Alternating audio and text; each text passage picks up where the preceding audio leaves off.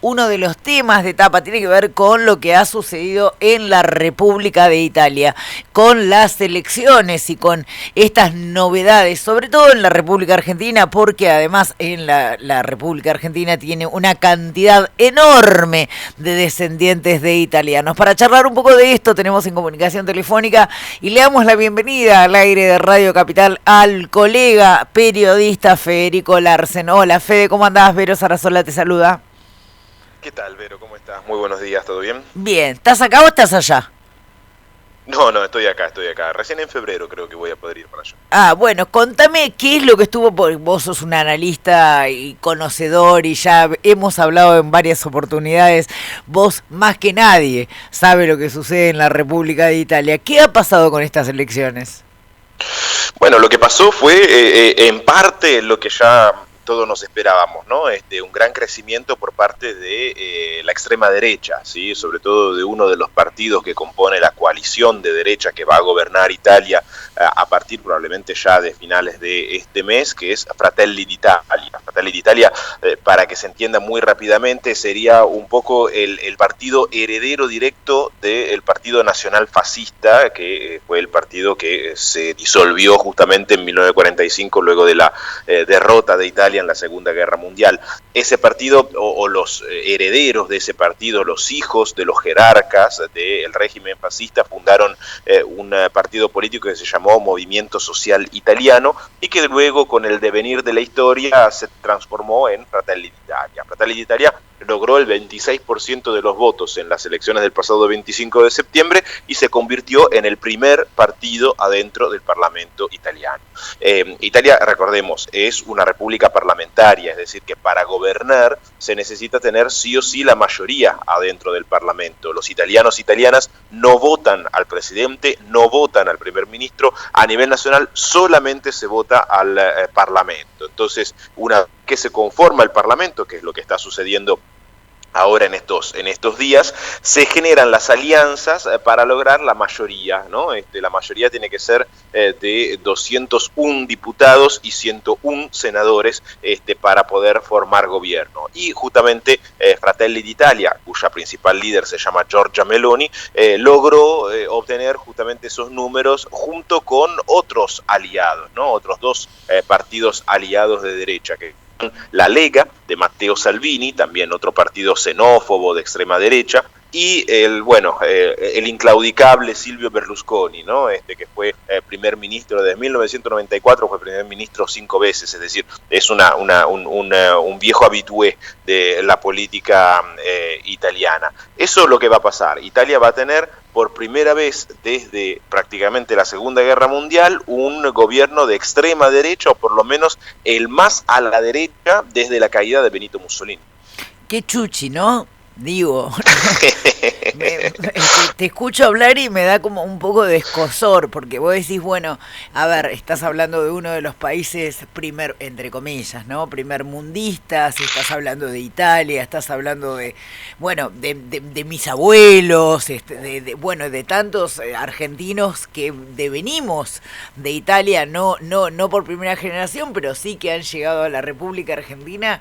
Me imagino que debe ser como un gran dolor después de haber pasado la Segunda Guerra Mundial y el fascismo y todo eso, que otra vez resurja eso. Y además lo que te pregunto, porque desde la más absoluta ignorancia y porque sé de tu conocimiento, ¿eso después no se replica en otros lados? A ver, yendo por partes. En primer lugar, digamos, para quien sigue la política italiana de los últimos 20 años, es verdad que se trata de algo realmente llamativo, pero no era algo inesperado, ¿sí? La decomposición que tuvo la política italiana en los últimos 20, 30 años con la destrucción prácticamente de los partidos tradicionales, ¿cómo se puede decir?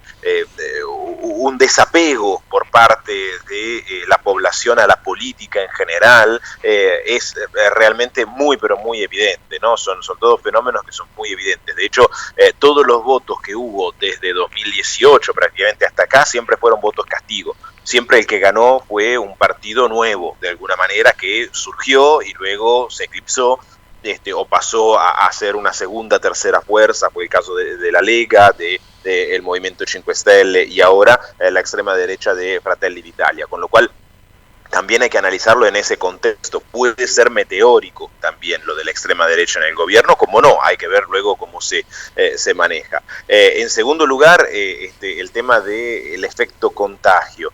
Y el efecto contagio, qué sé yo, es muy relativo. Yo creo que a nivel europeo puede llegar a haber algún tipo de envalentonamiento, ¿no?, de las extremas derechas, como en realidad ya lo hay desde hace un tiempo bastante importante. De hecho, Meloni, la jefa, ¿no?, de Fratelli d'Italia, es una de las principales aliadas de Vox en España, claro, ¿no?, del partido de extrema derecha español, así como de Víctor Orbán, ¿no?, que es el primer ministro húngaro y que ha sido condenado por la Unión Europea en los últimos meses justamente por ir en contra de las no me estás libertades dando buenas individuales. noticias, está claro.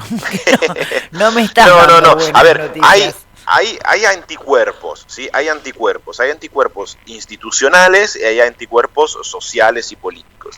Los anticuerpos institucionales vienen fundamentalmente de la Unión Europea, ¿sí? Que tiene algunas herramientas para tratar de limitar la acción de este tipo de gobiernos. La Unión Europea, digamos, el hecho de pertenecer a la Unión Europea significa, de hecho, avalar o aceptar sus valores básicos, ¿no? La democracia, la libertad de expresión, eso no se puede de alguna manera poner en duda. En el momento en el cual eso empieza a entrar en peligro, la Unión Europea tiene algunas herramientas como para disuadir, ¿no?, ese tipo de comportamientos, como lo está haciendo con Polonia y Hungría en este momento.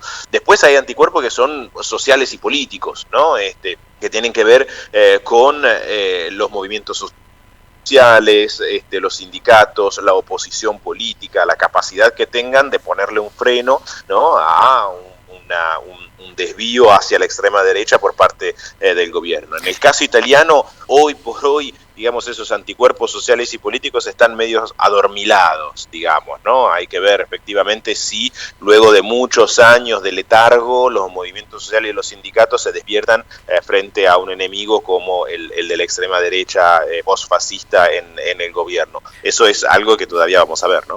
Yo no sé si conoces el dato, pero te lo tengo que preguntar, a lo mejor lo conoces, a lo mejor no. ¿Qué cantidad de argentinos italianos, en realidad italianos, pero viviendo en la República Argentina, han votado en estas elecciones?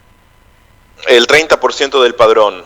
Los argentinos habilitados son 768.000, es prácticamente la cantidad. ¿Ves que sos tan crack que lo gente, conocías?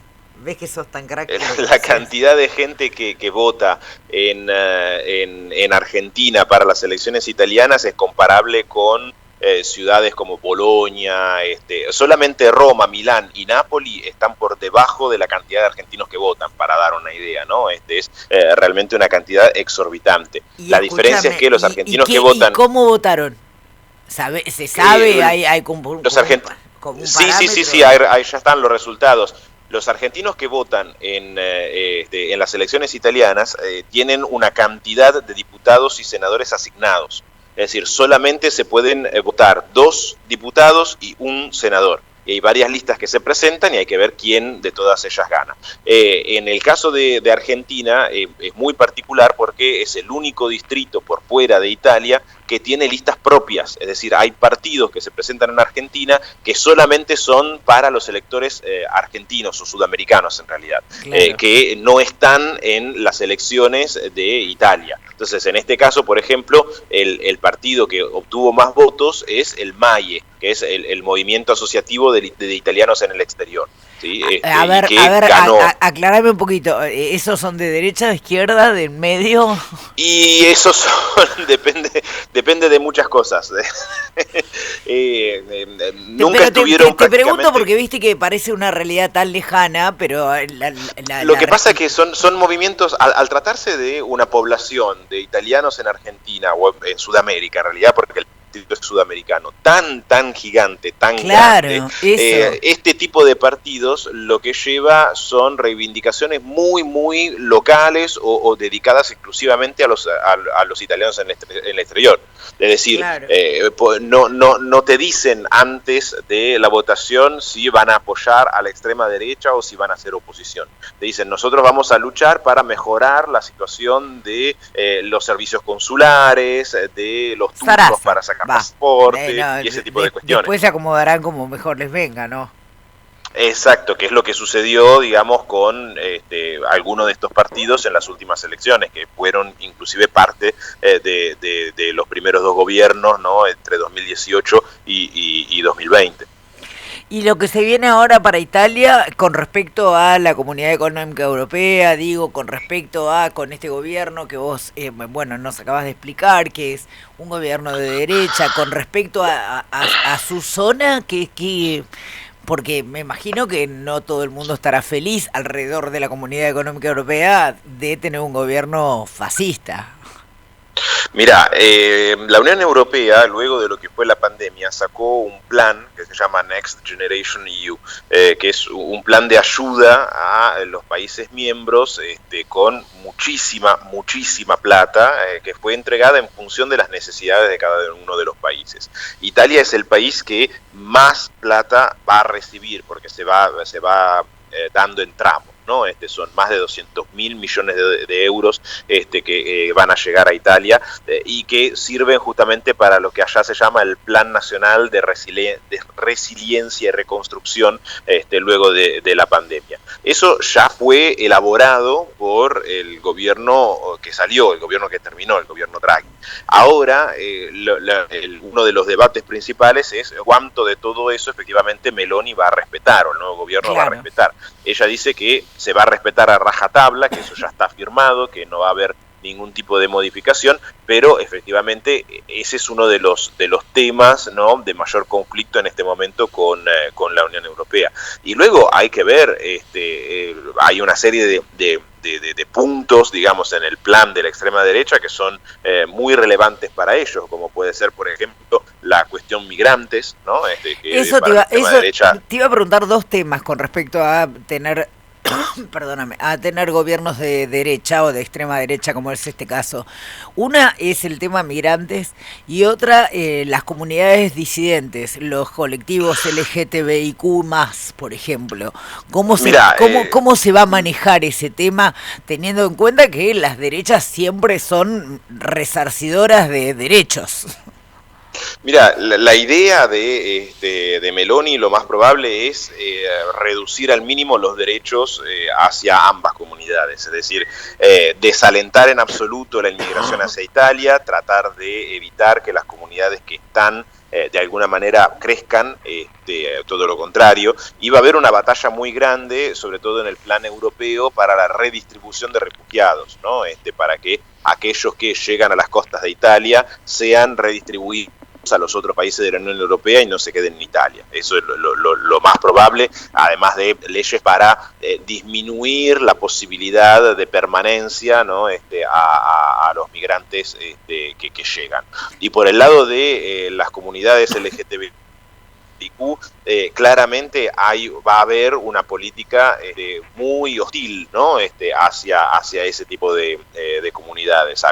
Uno de los debates tenía que ver, por ejemplo, con la apertura hacia el matrimonio igualitario. Claramente eso no va a suceder ahora, y además hay un eje que me parece que es muy peligroso, que es el de la educación sexual en las escuelas, ¿sí? Claro, la derecha quiere eliminarla claro. Directamente. Sí, exactamente, no, eso es lo que quiere, me imagino, sí. Es la eliminación de ese tipo de currículum. O sea, me estás diciendo claramente que a Italia prontamente no vamos a ir. O sea, no, para hacer turismo va a seguir siendo hermoso Italia, hermosa toda su arquitectura, hermosa toda su coliseo, hermoso todo, pero si va a ser un país sin derechos, es un país que me parece que va a estar, ¿no te parece que atrasa?